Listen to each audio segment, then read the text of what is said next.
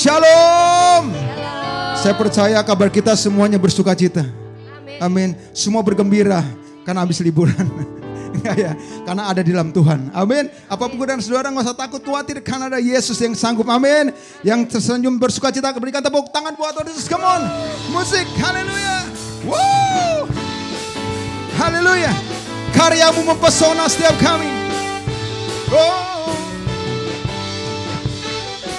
Sama-sama belajar lagu ini, saudara. Yuk sama-sama. Karyamu mempesonaku, kau angkatku dari kelam, kasih tulus memberi Oh, kau buang semua gelisah, men. Kau buang semua gelisah, kau beriku sukacita, kau buatku selalu tertawa. Kau taruh lagu baru dalam hati. Mulutku bersorak, aman. Mulutku bersorak, memuji namamu semua. Dari hatiku mengalir pujian bagimu, oh sukacita, Rohmu hadir di sini. Dan ku menari memuji di hadapanmu Yesus, sukacita, Rohmu hadir di sini. Yang bersukacita, yang tertawa katakan ahaha. Haleluya. Sama-sama ya katakan, karyamu mempesonaku semua. Karyamu mempesonaku, kau angkatku dari kelam, kasih tulus memberi warna. Come on. Oh. Kau buang semua gelisah, buang semua, ganti dengan sukacita, men. Buatku selalu tertawa, terkadang lagu baru dalam hatiku. Mulut kita bersorak memuji namanya, namamu. Dari hatiku mengalir pujian, oh sukacita, Rohnya hadir di sini. Amin.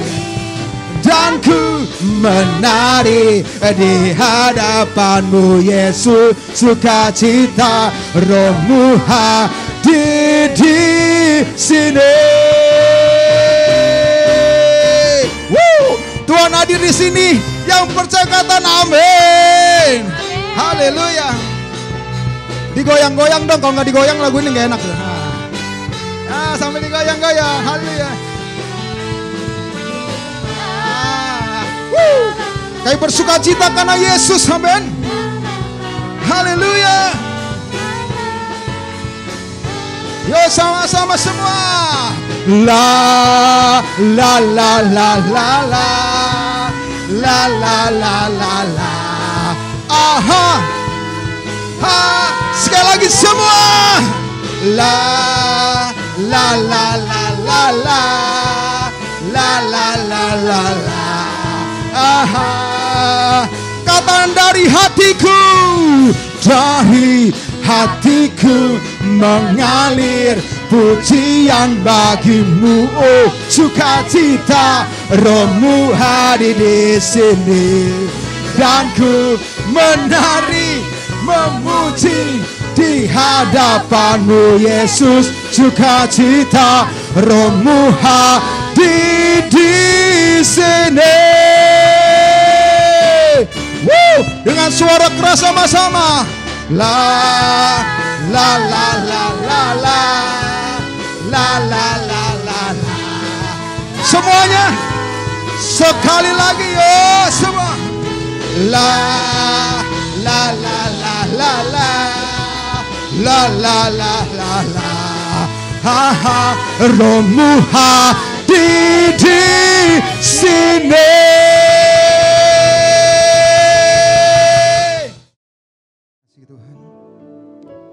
Sungguh besar pengorbananmu bagiku, terlalu dalam untuk dimengerti. Sungguh besar,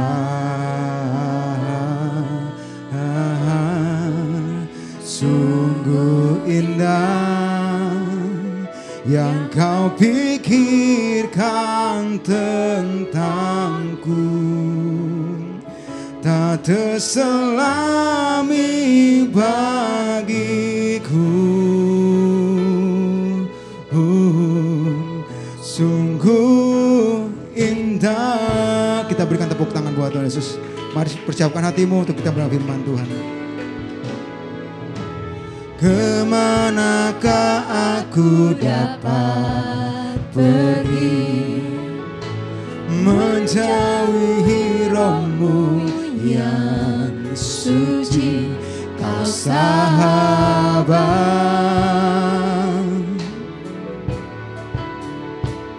dan Kau dekat, oh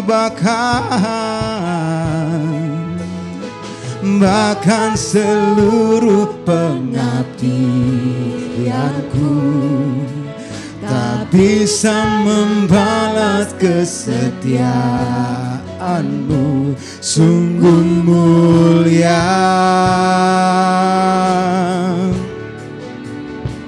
dan berharga. Sungguh besar pengorbananmu bagiku, terlalu dalam untuk dimengerti. Sungguh besar, Kau sungguh indah Tuhan, yang Kau pikirkan tentangku, tak terselami bagiku. Sungguh indah. Sekali lagi mari jemaat Tuhan saja katakan lagu ini. Kemanakah aku dapat pergi? Kemanakah aku dapat? Kami gak bisa menjauh dari Roh-Mu Tuhan.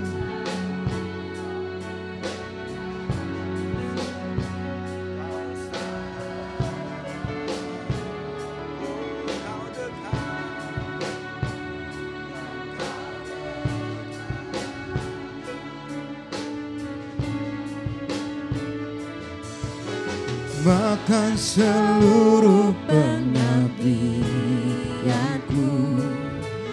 tak bisa membalas kesetiaan. Engkau sungguh mulia. Amin. Oh. Dan berharga.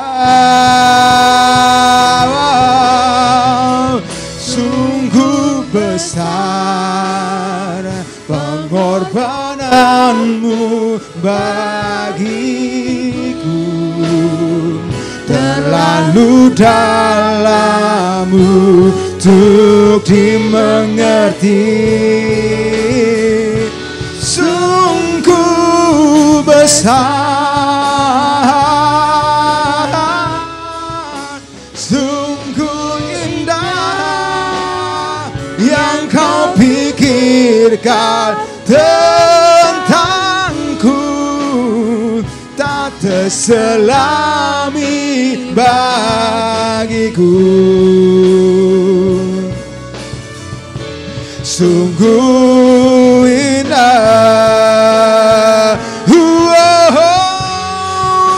sungguh besar pengorbananmu Tuhan, anu bagiku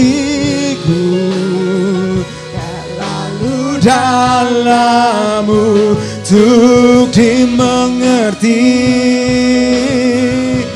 Sungguh besar, oh Engkau sungguh indah buat setiap kami Tuhan, yang kau pikirkan tentangku, tak terselami bagiku. Sungguh indah, dengan segenap hatimu katakan kau sungguh besar, sungguh besar pengorbananmu bagiku. Amin Tuhan. Terlalu dalam untuk dimengerti. Engkau sungguh besar buat kami Tuhan. Terima kasih. Kau sungguh indah ya Tuhan. Sungguh indah. Biar darahnya menyucikan kita semua. Biar darahnya mengubah, pengorbanannya mengubah hidup kita. Mi bagiku, sungguh indah. Mari angkat tanganmu, katakan sungguh besar, sungguh besar pengorbananmu bagiku, terlalu dalam untuk dimengerti. Sungguh besar,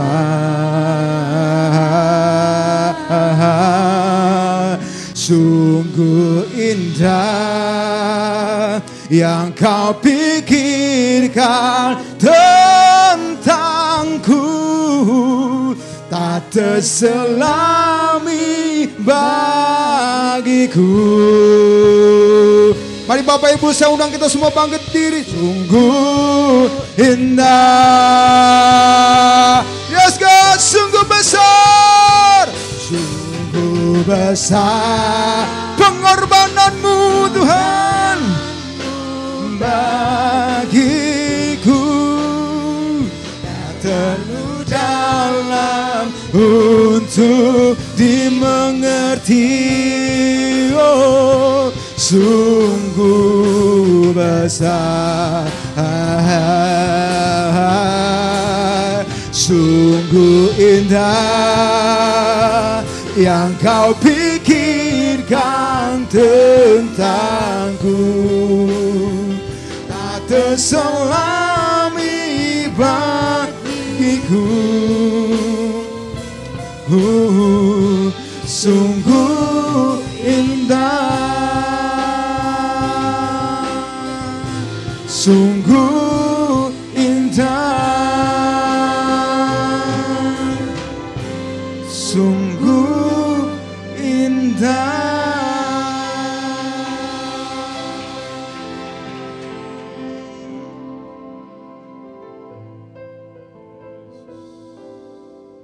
Oh, Rabbi Yesus.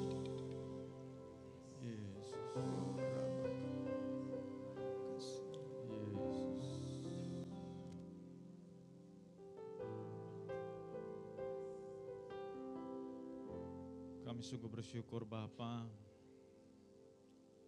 Engkau terus menjagai kami, memeliharakan kami, melindungi kami, mencukupkan segala yang kami butuhkan. Semuanya karena Tuhan, Tuhan yang sangat baik buat kami. Terima kasih Tuhan Yesus, terima kasih Tuhan. Ajar kami untuk tetap melekat sama Tuhan. Kami nggak tahu apa yang akan terjadi di hari-hari depan. Tetapi hari ini kami mau berjanji Tuhan. Kami mau terus melekat sama Tuhan. Terima kasih Tuhan Yesus, terima kasih Bapa. Terima kasih untuk setiap pujian yang boleh kami naikkan. Boleh kembali menguatkan kami, meneguhkan kami. Kami punya Allah yang sungguh mengasihi kami. Amin. Kami punya Allah yang sungguh peduli sama kami. Yang gak pernah tinggalkan kami. Bahkan Kau punya rencana yang indah dalam hidup kami. Ajar kami Tuhan untuk boleh tetap berjalan dalam rencana-Mu. Supaya yang indah, yang mulia, yang agung itu boleh kami alami. Terima kasih Tuhan Yesus. Biar Engkau yang terus pegang hidup kami. Apapun yang hendak Engkau sampaikan, biar Engkau sebebas-bebasnya bicara buat kami Tuhan. Hamba-Mu hanyalah alat, tetapi Engkau yang menguasai setiap kami Tuhan. Terima kasih Tuhan Yesus, terima kasih Bapa. Kau urapi setiap kami Tuhan, tidak terkecuali setiap pribadi diurapi Tuhan. Buka hati kami, buka pikiran kami, telinga kami, mata kami, supaya kami menangkap yang menjadi pesan-pesan. Tuhan Hamba-Mu Engkau mampukan layakkan, kuasai bibir lidahnya. Terima kasih Bapa, terima kasih Bapa. Berkata-katalah kami siap untuk mendengar. Untuk setiap anak-anak-Mu yang sudah hadir Engkau urapi. Untuk setiap anak-anak-Mu yang sudah melayani, Engkau berkati mereka makin dahsyat lagi. Terima kasih Bapa, terima kasih Bapa. Sekali lagi Tuhan, berkata-katalah kami siap untuk mendengar.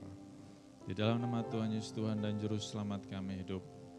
Kita yang siap mendengar isi hati Tuhan, sama-sama katakan amin, amin, yes. Silakan duduk Bapak Saudara, shalom. Semuanya baik, semuanya sehat ya. Banyak yang saya mau sampaikan terus terang. Tapi saya tahu waktunya gak panjang. Hari ini kita ada perjamuan kudus.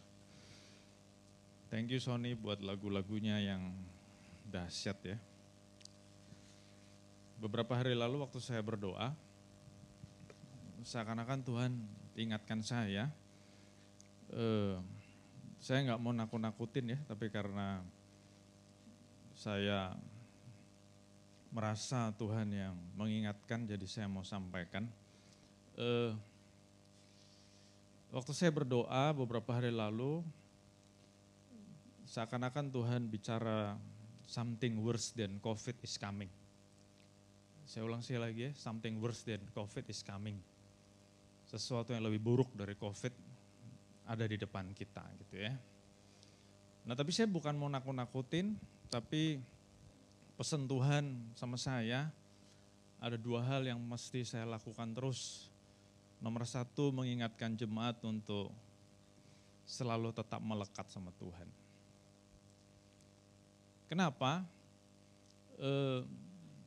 Karena gini ya, setiap kali ada sesuatu yang buruk terjadi, baik itu krisis atau apapun, termasuk COVID beberapa tahun lalu, saya kan juga cerita sama saudara-saudara semua, saya jadi punya hobi untuk lihat rumah-rumah baru, show unit gitu ya. Saya keliling-keliling Gading Serpong, Alam Sutra, Taman BSD bersama dengan istri, anak-anak ngeliat-ngeliat rumah baru. Terus berapa kali saya tanya sama marketingnya dan saya bilang, emang masih ada yang beli rumah? Saya ledekin gitu ya. Terus marketingnya ngomong, Pak kalau rumah di atas 5M tetap ada yang beli. Termasuk saya juga punya hobi lihat mobil ya. Ada yang suka lihat-lihat mobil? Nah, ternyata marketing yang jual mobil punya kata-kata yang mirip. Ngomong merek-merek tertentu itu tidak terjamah dengan krisis. Karena merek-merek itu memang merek-merek yang harganya mahal, premium. Jadi waktu saya dengar kata-kata itu, saya juga berpikir, mestinya anak Tuhan kayak begitu. Jadi walaupun ada krisis, ada COVID, ada apapun, orang yang ibaratnya dalam hidup ini ada kayak garis gitu ya, garis yang tidak terlihat. Nah orang-orang yang di bawah garis itu, wah mereka kena hantam luar biasa. Tetapi orang-orang yang hidupnya di atas garis itu, mereka nggak terlalu terpengaruh dengan COVID, dengan krisis. Jadi pembelian rumah yang harganya 5M, 7M ke atas itu tetap ada. Membuktikan memang ada beberapa orang yang tidak terjamah dengan krisis. Nah jadi secara rohani saya juga diingatkan Tuhan, mestinya hidup kita di atas garis itu. Saya nggak bicara tentang teologi kemakmuran, enggak. Tetapi kalau hidup kita di atas garis itu, apapun yang terjadi itu akan bergejolak di bawah orang atau buat orang-orang yang di bawah garis yang tidak terlihat tadi. Makanya Tuhan mengingatkan saya beberapa hari lalu jelas banget, saya sampai takut. Something worse than COVID is coming. Dan saya mau katakan, kita harus tetap melekat sama Tuhan. Tetap melekat. Dalam kitab Maleaki dengan jelas berkata, hari-hari terakhir Tuhan akan membuat perbedaan yang nyata. Orang-orang yang sungguh-sungguh dan orang-orang yang tidak sungguh-sungguh. Dan saya mengaminkan itu ya, orang-orang yang sungguh-sungguh akan semakin mengalami Tuhan. Nah kalau dalam keadaan yang baik-baik saja, dalam keadaan yang lancar-lancar saja, perbedaan itu enggak jelas, enggak kelihatan. Makanya kitab Maleaki digenapi di saat hari-hari yang tidak baik-baik saja. Nah jadi di saat hari-hari yang semakin tidak baik-baik saja, dunia akan melihat orang-orang yang melekat sama Tuhan. Mereka bukannya terpuruk, tapi makin naik kelas, makin naik. Jadi saya mau ngingetin buat Hope Church, buat orang-orang yang Tuhan percayakan ada di bawah pengembalaan saya atau di dalam pengembalaan saya. Saya mau ajak yuk tetap melekat sama Tuhan. Semakin melekat sama Tuhan. Ngeri loh. Bener-bener ngeri. Saya waktu habis berdoa itu sampai something worse than COVID is coming. Saya nggak tahu itu apa, tapi ya saya nggak dalam agenda nakut-nakutin saudara-saudara. Tetap melekat sama Tuhan ya. Yang mau katakan yes. Ya boleh ditampilkan. Hari ini saya pengen mengulang lagi sebuah pesan yang sudah pernah saya sampaikan di awal tahun ini. Menjadi tema kita di awal tahun ini. Dan seperti tadi saya katakan banyak hal yang saya pengen sampaikan kepada saudara. Biasa kalau lagi libur justru saya banyak waktu, pikiran saya banyak waktu untuk berpikir. Tapi nggak tahu kenapa Tuhan mengingatkan saya untuk bahas ini lagi. Declare and display Christ. Dan saya percaya ini salah satu tugas yang Tuhan mau kita lakukan dalam hidup ini. Declare and display. Declare itu apa sih? Declare itu memberitakan, mendeklarasikan, memproklamirkan. Bahasa sederhananya Tuhan mau kita bersaksi. Bersaksi. Nah bersaksi itu sebetulnya bukan hal yang susah. Karena manusia pada dasarnya itu suka cerita. Setuju nggak saudara? Pada dasarnya manusia itu suka cerita. Kalau kita suka kuliner, habis ketemu makanan yang enak, habis makan makanan yang enak, nggak ada yang suruh-suruh, nggak ada yang bujuk-bujuk, yang jual bakmi nggak pernah iming-imingin kita member get member, yang jual bakmi nggak pernah ngomongin, kamu nanti kalau ajak temen, aku kasih gratis atau diskon. Nggak pernah kan tukang bakmi ngomong begitu. Nggak pernah.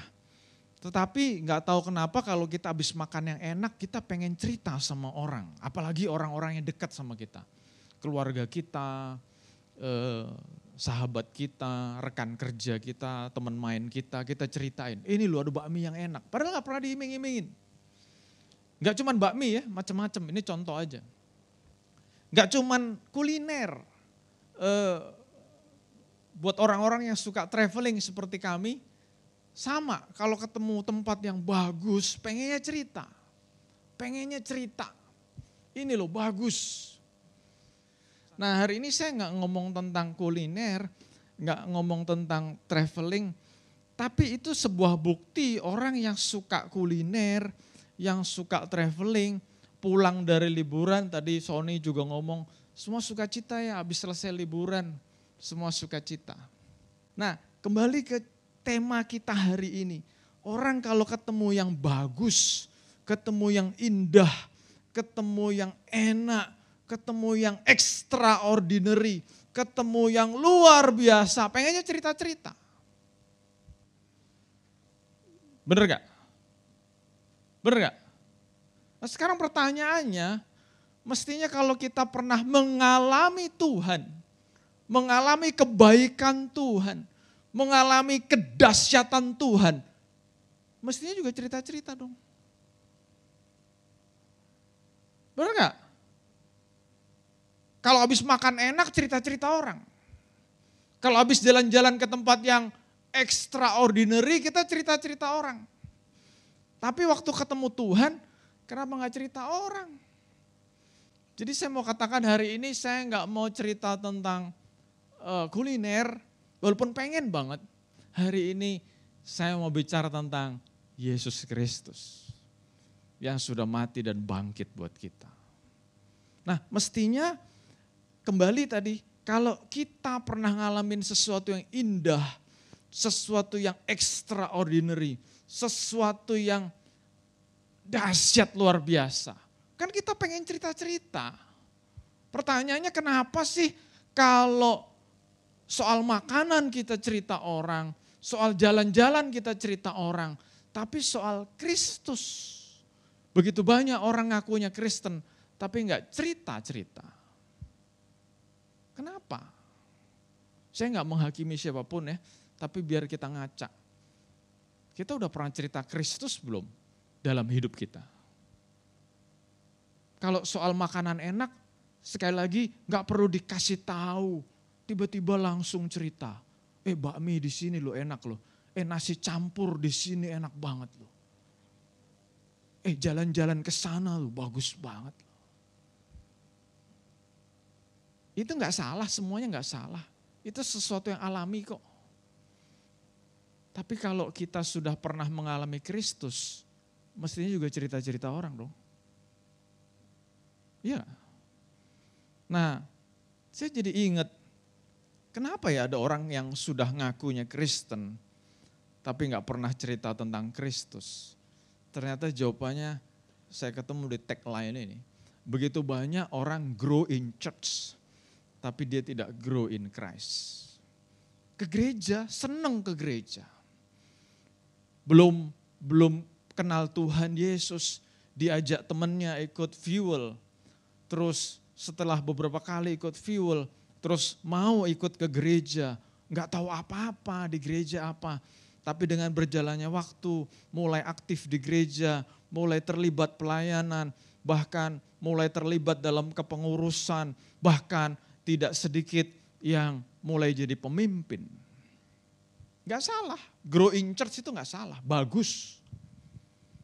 Tapi unfortunately saya ketemu pribadi nih secara personal, saya ketemu banyak orang Kristen yang grow in church tapi tidak grow in Christ.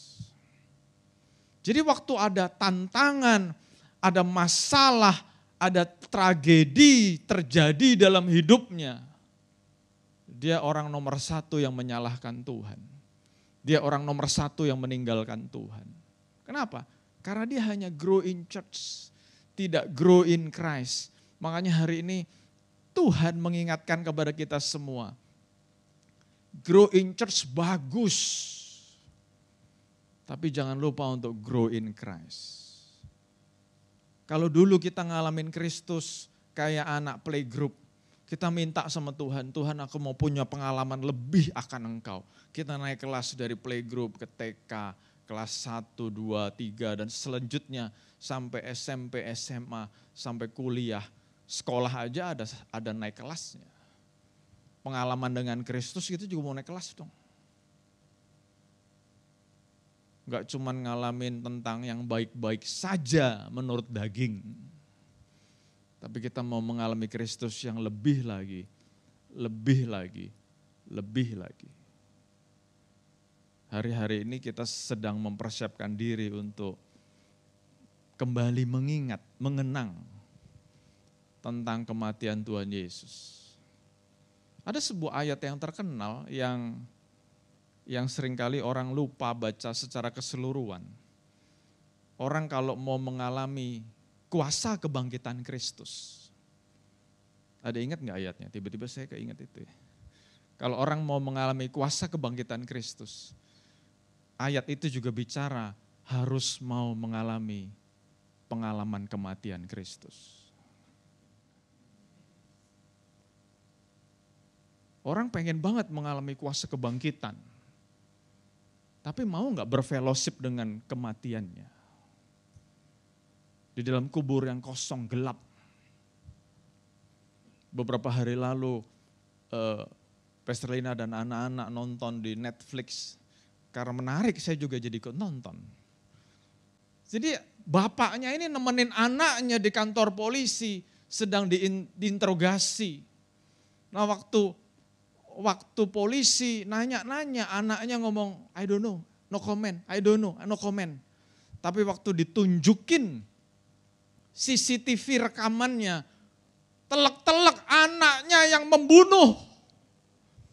Dan waktu papahnya melihat anaknya terbukti bersalah, ada sebuah gesture yang membuat saya kaget.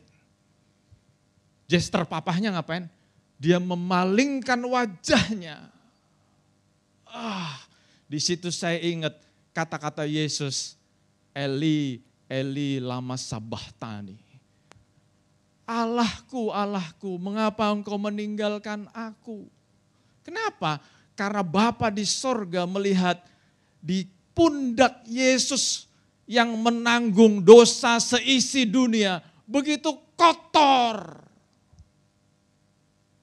Jadi Allah memalingkan wajahnya. Disitulah kita mau enggak berfellowship dengan kematian Kristus. Seakan-akan sendiri. Nah ayatnya jelas. Orang yang mau mengalami kuasa kebangkitan Kristus, dia harus berfellowship dengan kematiannya. Jadi orang kalau pengen mengalami naik kelas bersama dengan Tuhan, ada saat-saat Tuhan mengizinkan ada tragedi dalam hidupnya. Ada masalah dalam hidupnya. Supaya apa? Hanya orang yang sakit yang pernah mengalami mujizat kesembuhan. Mengerti kata Yesus? Hanya orang yang pernah merasa kesepian yang mengalami dipeluk Tuhan. Simple. Makanya dikatakan jangan hanya grow in church, tapi kita mau grow in Christ.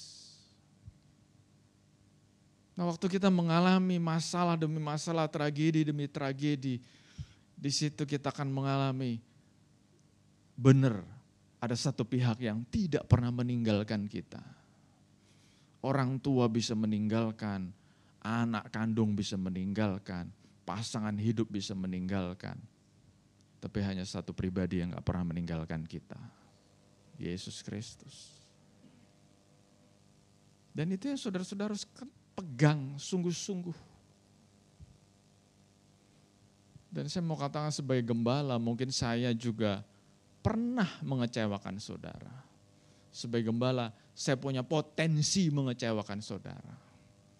Tapi hanya Tuhan Yesus yang tidak pernah mengecewakan. Makanya, grow in Christ. Lebih lanjut, ayat ini mengingatkan kepada kita. Wahyu 12 mengatakan, mereka mengalahkan dia. Siapa mereka? Mereka itu orang percaya. Dia itu siapa? Iblis. Orang percaya mengalahkan iblis. Nomor 1, oleh darah anak domba. Nomor 2, oleh kesaksian mereka. Jadi ayat ini memberikan jawaban.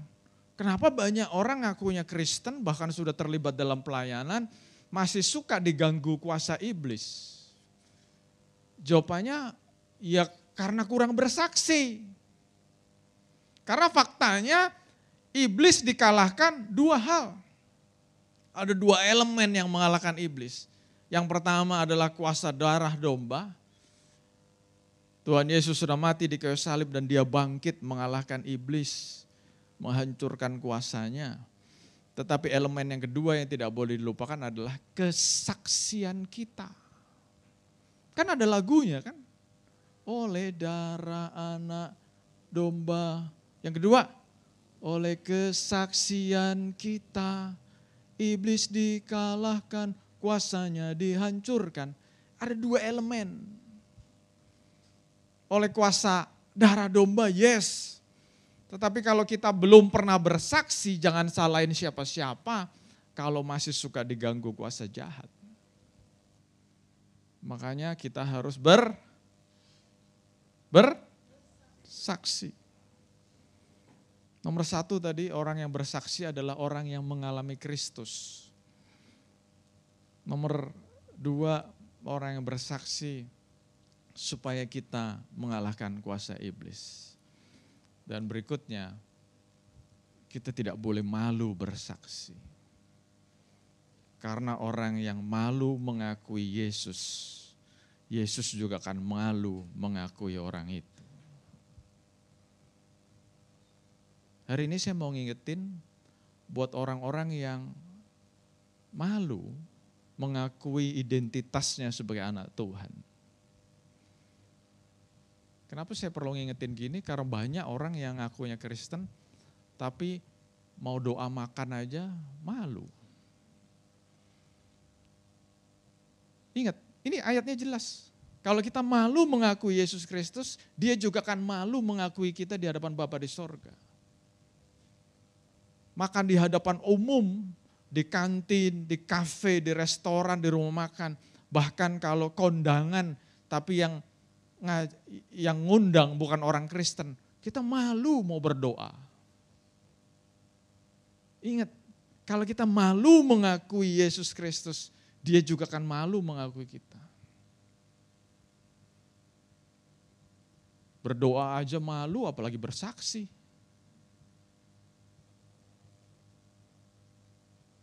Tetangga kita, kalau mereka mengalami sesuatu yang baik, mereka punya istilah. Ada yang tahu nggak istilah apa? Ada yang tahu nggak istilah apa? Ada yang tahu nggak? Nanti tanya David tahu maksud saya.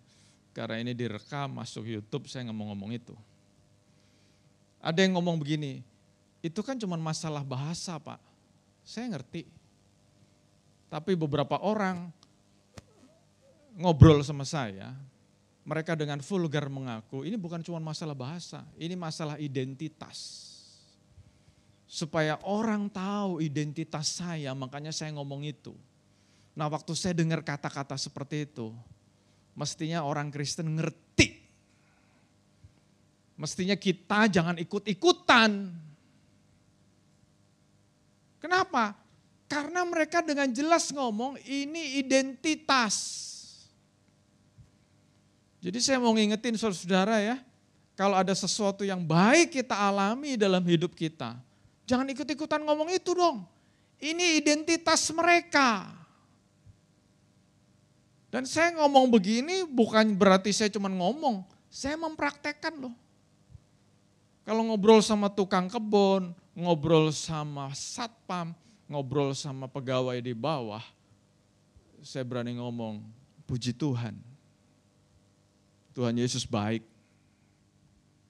Itu identitas kita.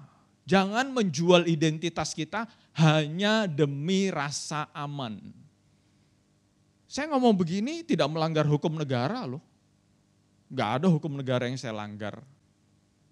Bahkan saya bangga Bapak Presiden kita, Bapak Wakil Presiden kita, kalau pidato selain ngomong berbagai macam salam, salah satu salam yang mereka sampaikan adalah shalom.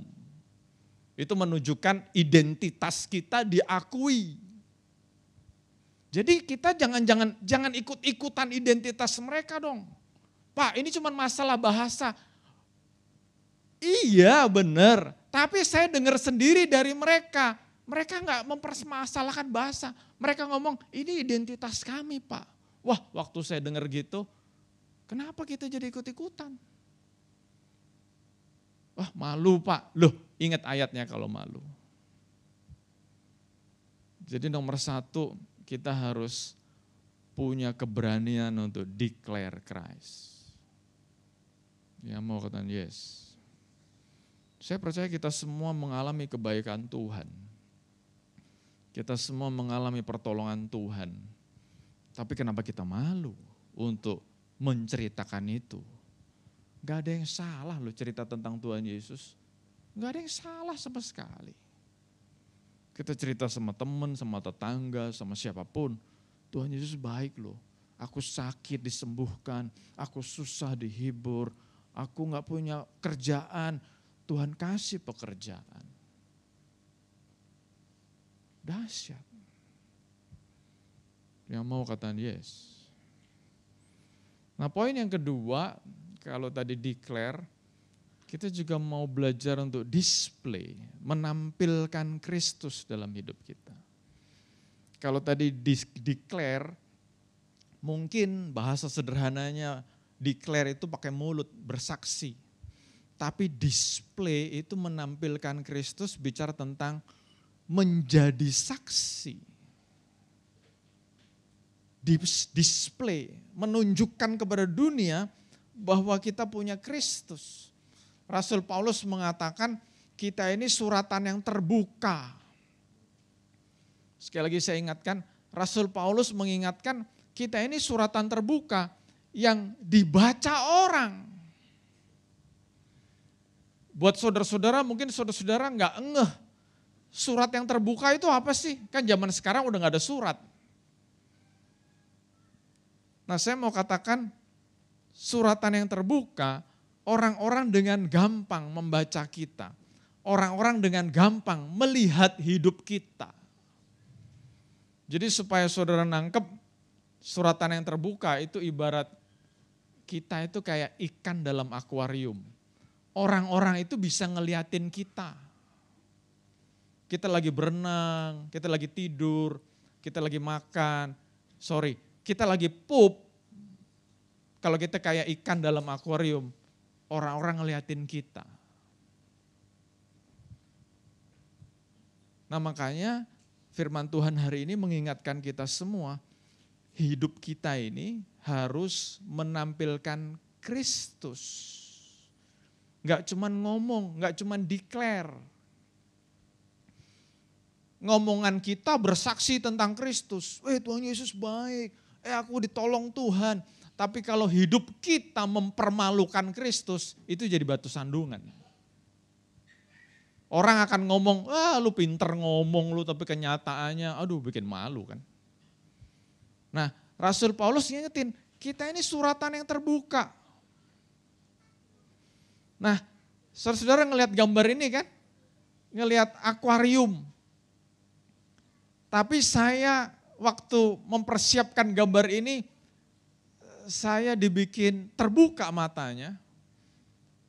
Saudara-saudara ngelihat gambar akuarium ini? Ada ikannya, banyak mainannya. Ada rumput, ada batu-batu, ada mainan-mainan. Ikannya mahal gak? Ikannya mahal nggak? Ikannya mahal nggak? Relatively nggak mahal. Tapi saudara pernah ngeliat akuarium yang ini?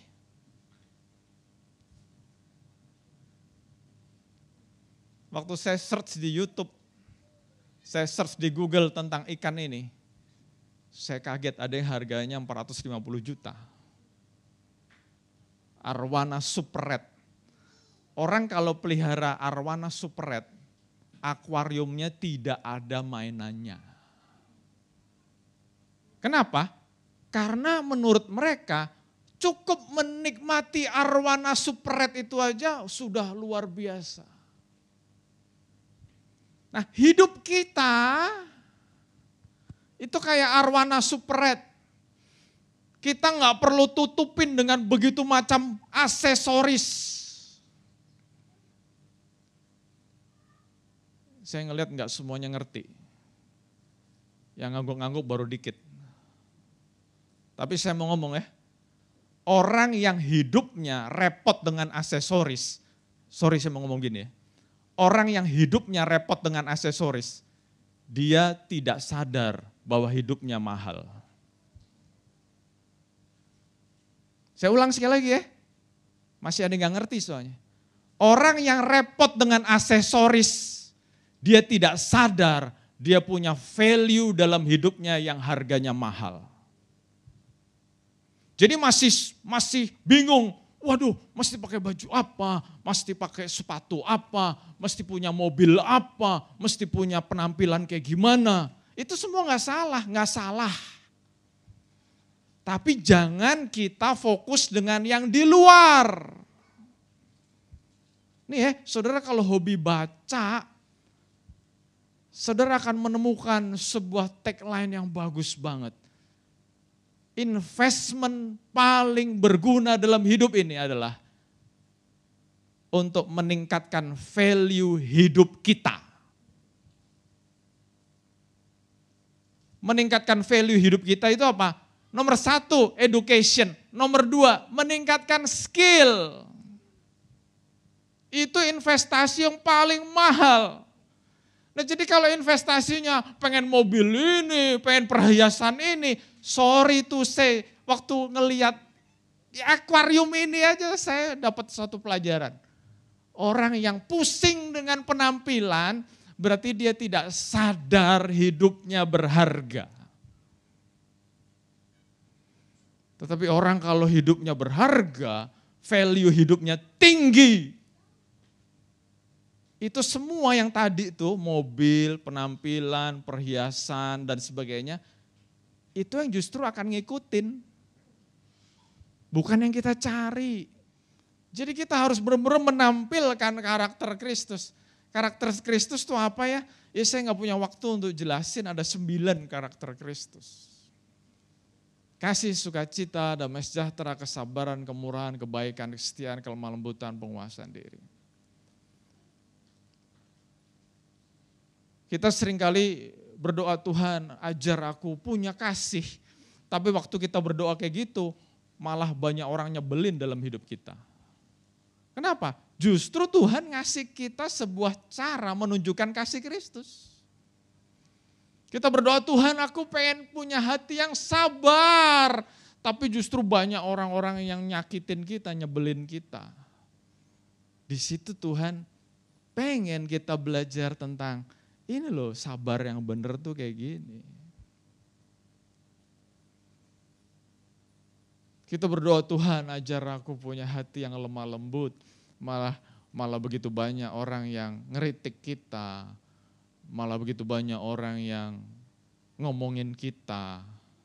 Loh memang, salah satu ciri-ciri orang lemah lembut, ini lemah lembut ya, bukan lemah gemulai nyiur di tepi pantai, bukan. Orang yang lemah lembut adalah orang yang mau dikritik, mau dibentuk, mau ditegur. Kita berdoa, Tuhan ajar aku punya penguasaan diri. Malah begitu banyak pintu yang terbuka yang membuat kita hidup seenaknya. Penguasaan diri paling relate dengan hidup kita adalah apa itu? Disiplin. Orang kalau mau berhasil harus disiplin. Jadi bicara penguasaan diri, bicara disiplin. Nah kalau ada yang bilang, waduh susah nih, kasih sukacita, damai sejahtera, kesabaran, kemurahan, kebaikan, kesetiaan, kelemah lembutan, penguasaan diri. Saya jadi ingat kata-kata kesetiaan.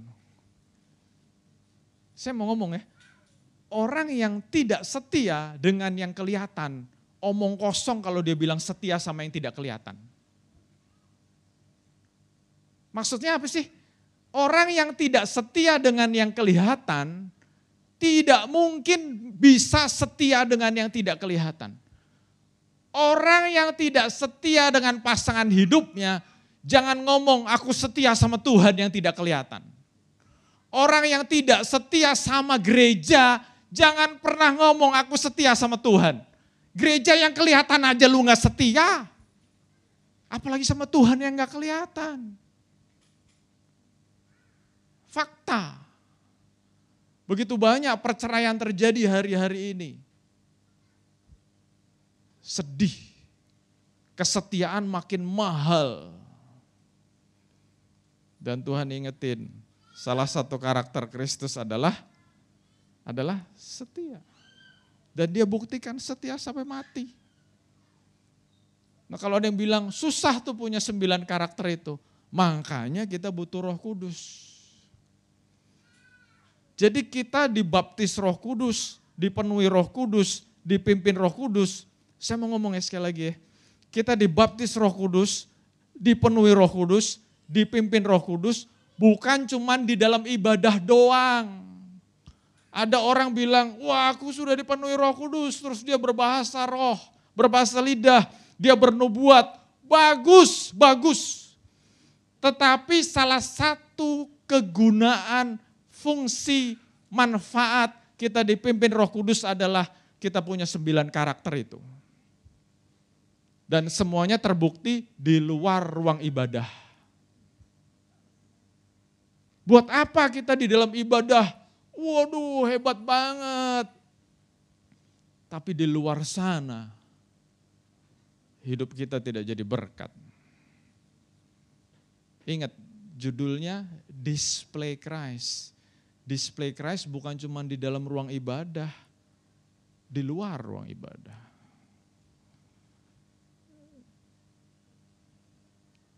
Ayat-ayat ini sering banget saya khotbahin. Kenapa? Karena ini mengubah paradigma saya. Tuhan panggil kita untuk menjadi garam buat dunia. Tuhan panggil kita untuk menjadi terang buat dunia. Dunia makin hari makin tawar, makanya Tuhan kasih kita tugas, kita harus menggarami dunia. Dunia makin lama makin gelap, makanya Tuhan kasih kita tugas untuk jadi terang buat dunia. Disitulah kita display Christ.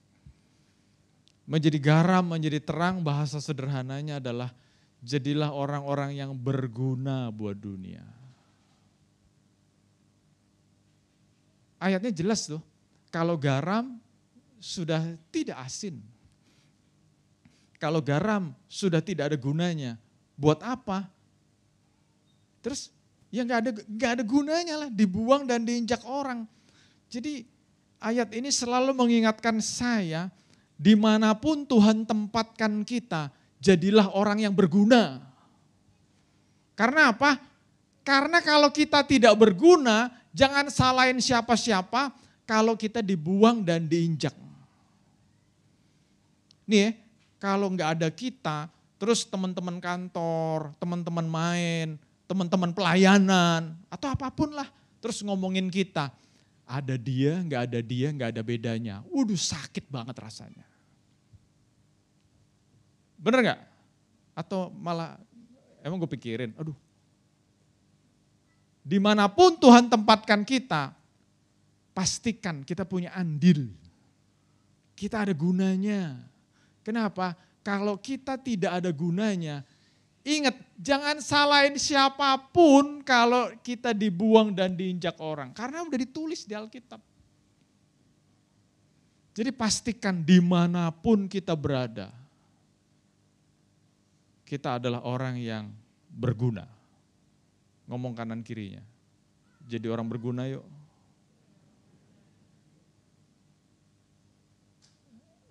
Menjadi garam, menjadi terang, bukan cuma bicara berguna. Di sini dikatakan berbuat baik. Jadilah orang yang berbuat baik. Berbuat baik. Dunia ini makin merana. Nah, di sini justru ada sebuah peluang besar kita menunjukkan kebaikan Tuhan buat dunia. Jangan pelit jadi orang tuh. Hidup ini enggak cuma melulu aku. Tapi kita harus juga berguna buat orang lain. Kita harus berbuat baik buat orang lain.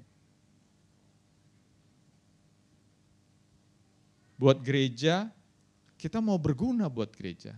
Kita mau berbuat baik. Buat lingkungan, bahkan buat lingkungan yang lebih besar. Dan di sini dikatakan waktu kita berbuat baik, kita sedang membuat dunia memuliakan Bapa di sorga. Kan orang-orang sering ngomong, ini baik banget sih, ini kok bisa ya baik banget. Dan waktu orang pengen cari tahu siapa kita kok baik banget. Dan mereka menemukan, oh pantes orang Kristen sih. Jangan terbalik, ini orang Kristen kok begitu. Orang Kristen kok nyolong, orang Kristen kok korupsi, orang Kristen kok ngutang gak bayar, waduh bikin malu. Tapi waktu kita berbuat baik, kita berguna, terus orang-orang bilang, kok baik banget sih, oh pantas orang Kristen. Disitulah kita membuat orang lain memuliakan Bapa di sorga. Jadi bicara tentang declare and display Christ, saya mau ingetin ya, tidak terbatas dengan tembok-tembok ruang ibadah ini loh. Jadi saudara-saudara yang bangga dengan melayani di dalam gereja, saya mau katakan puji Tuhan, puji Tuhan. Tapi ingat, pelayanan yang paling penting waktu dunia melihat kita dan melihat Kristus dalam hidup kita. Jadi jangan jadi jago kandang. Orang Kristen kalau di dalam gereja hebat banget, udah lebih baik dari malaikat. Tapi banyak orang Kristen, di sini sih nggak ada. Banyak orang Kristen kalau di gereja lebih baik dari malaikat, kalau di luar gereja lebih jahat daripada setan. Waduh. Nah kita mau buktikan, aku declare and display Christ. Di dalam gereja yes, di luar gereja juga. Yang mau katakan yes. Dan yang berikutnya, display Christ bisa kita lakukan waktu hidup kita berprestasi. Jadi gak cuman berguna, gak cuman berbuat baik, tapi jadilah orang-orang Kristen yang berprestasi. Excel. Dalam hidup itu excel. Jadi orang ngelihat kita itu di atas rata-rata. Apapun yang kita lakukan harus excel, harus di atas rata-rata. Jadi bicara garam, bicara terang dunia, kita belajar singkat, berguna, berbuat baik, berprestasi dalam hidup. Dan terakhir, Sony pemusik boleh maju ke depan, WL Singers. Orang kalau punya komitmen, Tuhan aku mau declare and display Christ. Aku benar-benar mau pakai hidupku Tuhan untuk declare and display Christ. Ini janji Tuhan. Kalau kita sungguh-sungguh mau declare and display Christ, Tuhan ngomong apa? Kita akan mencerminkan kemuliaan Tuhan dengan muka yang tidak terselubung. Hidup kita akan penuh dengan kemuliaan Tuhan. Bahkan kalimat yang di bawah ngomong, diubah menjadi serupa dengan gambarnya dalam kemuliaan yang semakin besar. Jadi kalau pakai bahasa saya, Tuhan akan bawa kita makin naik, makin naik, makin naik, makin naik. Tapi bukan demi kemuliaan kita, bukan demi kebanggaan kita, tapi supaya dunia melihat orang yang melekat sama Tuhan orang-orang yang mau declare and display Christ. Tuhan akan bawa naik terus. Walaupun makin banyak gelombang, makin banyak masalah, tantangan, makin banyak hal-hal yang gak enak. Seperti tadi saya ngomong, ada garis yang tidak terlihat dalam hidup ini. Krisis itu hanya dialami orang-orang yang dialami di bawah garis ini. Tapi waktu kita naik terus, kayak naik pesawat. Naik pesawat itu kalau sudah menembus awan itu, di bawah awan ada tornado, ada angin ribut, ada hujan deras. Tapi waktu naik terus. Yang naik pesawat di atas itu gak berasa. Tapi waktu pesawat itu mau landing, dia turun. Kayak beberapa hari lalu waktu kami mau landing di Soekarno-Hatta. Waktu dia turun, goyang-goyang. Terus kapten ngomong, "We are experiencing bad weather above Jakarta." Wah, saya pikir, kenapa gak naik aja? Kalau naik enak. Ya karena mau pulang gitu kan. Tapi ini sebuah bukti. Kalau kita naik terus, ada masalah di sini, ada krisis, ada tragedi, kita nggak akan ngalamin. Kenapa? Kita naik terus sama Tuhan. Ya mau saya undang kita berdiri sama-sama. Bapak, kami bersyukur untuk pesan-pesan-Mu mengingatkan kami Tuhan. Aku berdoa Tuhan, setiap kami bukan hanya mendengar, tetapi kami mau jadi pelaku-pelaku firman. Kami mau declare and display Christ dalam hidup kami. Setiap saat Tuhan, bahkan kami mau dibukakan paradigma kami. Waktu kami bekerja, kami enggak cuma cari uang. Not only making life, tapi waktu kami bekerja, disitulah Tuhan tempatkan kami untuk display Christ.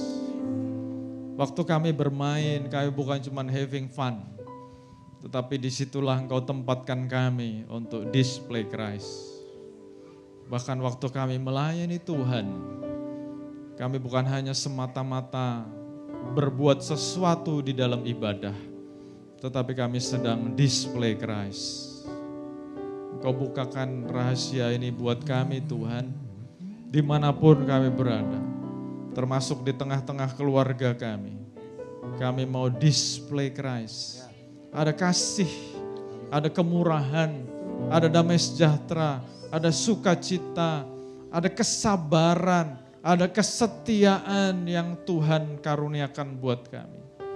Walaupun mungkin pasangan hidup kami, walaupun mungkin keadaan kami tidak baik, tetapi kami mau tunjukkan ada karakter Kristus dalam hidup kami. Terima kasih Bapa, Engkau bukan Tuhan yang hanya bersabda. Engkau Tuhan yang memberikan teladan. Engkau setia sampai akhir, memberikan segalanya buat kami. Dan kami mau mengingat itu juga Tuhan. Kami mau meneladani itu. Biar Engkau jamah setiap pribadi Tuhan. Amin. Setiap kami Engkau jamah. Bahkan bila ada anggota keluarga yang tidak ikut bersama dengan kami hadir di tempat ini untuk mewakili keluarga kami juga. Kami nggak tahu apa yang akan terjadi di depan, hari-hari ke depan. Mungkin akan ada kesulitan ekonomi, mungkin akan ada bencana alam, mungkin akan ada gejolak demi gejolak. Tetapi Engkau sudah menyatakan pesan-Mu. Waktu kami sungguh-sungguh melekat sama Tuhan, ada pemeliharaan, ada penyediaan. Oleh karena itu Tuhan, aku berdoa setiap pribadi, bahkan setiap keluarga yang kami wakili, bahwa kami terus melekat sama Tuhan. Kami mau melekat erat sama Tuhan. Kami mau melekat erat sama Tuhan. Sehingga waktu gelombang itu datang, kami tidak tergoyahkan. Kami akan tetap berdiri teguh karena kami punya Tuhan yang lebih besar dari segala. Amin. Terima kasih Bapa. Kau berkati setiap pribadi, walaupun aku tidak sebut setiap nama kami. Kami tahu Engkau menjamah setiap kami. Engkau memeluk setiap kami. Ada kekuatan yang baru. Ada kekuatan yang baru. Ada kekuatan yang baru. Terima kasih Tuhan. Terima kasih Tuhan Yesus. Berkati anak-anakmu yang sudah melayani. Pelayanan kami gak sia-sia. Kami melayani Allah yang besar, Allah yang dahsyat. Dan kami percaya Tuhan, kami melayani karena kami mengasihi Tuhan. Terima kasih Tuhan Yesus. Kau berkati Tuhan setiap anak-anakmu yang sudah melayani. Bapak sudah dikasih Tuhan, terimalah berkat yang terbaik, berkat yang berlimpah-limpah dari Allah Bapa kita. Kasih sayang anugerah dari Tuhan kita Yesus Kristus, persekutuan yang manis dengan Roh Kudus yang terus memimpin, menguatkan, meneguhkan kita, ada selalu bersama-sama dengan kita mulai saat sekarang ini bahkan sampai selama-lamanya. Dan kita semua yang diberkati Tuhan sama-sama katakan amin, amin, amin. Tuhan Yesus berkati. Limpahkan berkat rahmat-Mu, limpahkan damai serta-Ku, limpahkan kasih karunia-Mu di dalam Yesus Tuhan. Berjalan di dalam